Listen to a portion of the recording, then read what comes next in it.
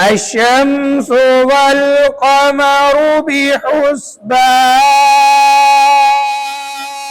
والنجم والشجر يسجدان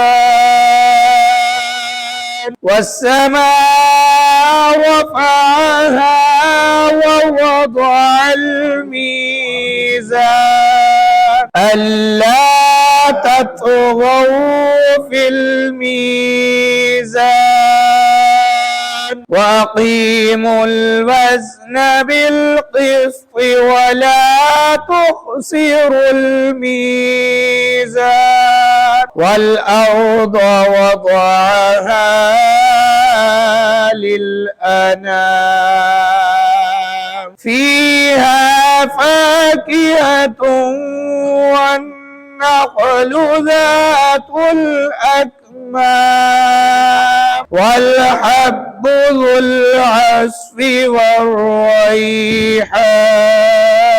والريحان فبأي آلاء